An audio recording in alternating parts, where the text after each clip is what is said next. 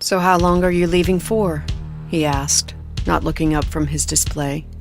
At least he had stopped typing. "I don't know, a month maybe 2. It's a short mission this time."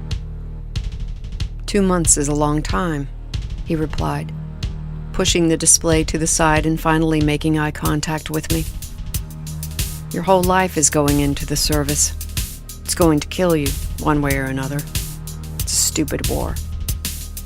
The invitation for an argument presented. But he was young. That's what kids do. He didn't understand why I signed up in the first place. He wouldn't understand what I fought for. He didn't want to understand, and his opinions kept him from listening.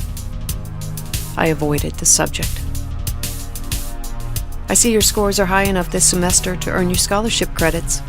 Have you started looking at universities yet?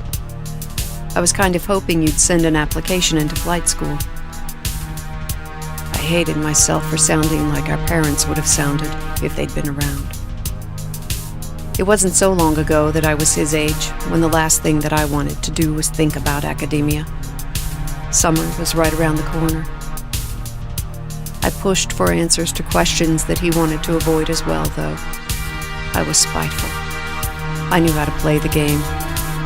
"School's easy, no worries. As for flight school..." He paused, considering something, then thought better of saying it. "I'm going out tonight, so I probably won't see you before you fly." He paused, waiting for me to disapprove, I guess, but I didn't. "Don't get killed," he added. I sighed. "I haven't yet," I said, wondering if this would be the time that something went wrong. Some pilots were like that. All luck, all victory, never taking a hit, and then one day, out of nowhere, the big black, where a system's malfunction would send them astray, lost in the abyss. I knew a few of them. We had a name for them. We called them the Lost Kids. Quite a few stories regularly circulated about their fates, about what became of them once the big black got them. But I didn't buy any of it. Nobody could confirm them, though, because the Lost Kids never came back. Ghost stories, the lot. If you aren't scared of your enemies, you gotta be scared of yourselves. Makes sense to me. Not that the bad guys weren't frightening. They were. They just always seemed to bail out of a skirmish, even if they had the upper hand. We didn't know enough about them to understand. Still don't, do we? I mean, how does a group that has all the battlefield advantages make a unilateral decision to just vanish? Everyone heard about the Battle of Argus and the fall of the North, though. It was old news even then. The same situation, though, had happened all the time, except on a much smaller scale.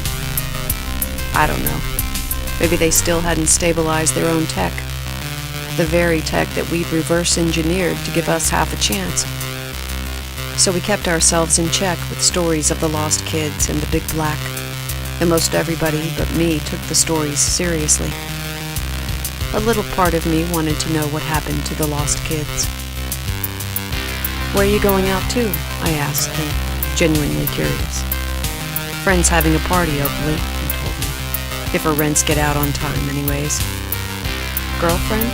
With a space or without?" I teased. "Currently with a space," he smiled. I was relieved to see it.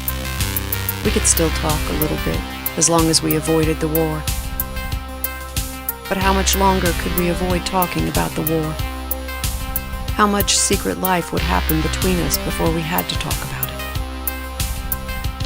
I believed that he was telling the truth about the party, but I also knew that he wasn't letting me in on his meetings with London, meetings that were becoming more and more frequent. His calm alerted him to something. "Time to go," he said, grabbing his bag and keying the code that locked his console. I didn't stand up. He left without saying goodbye.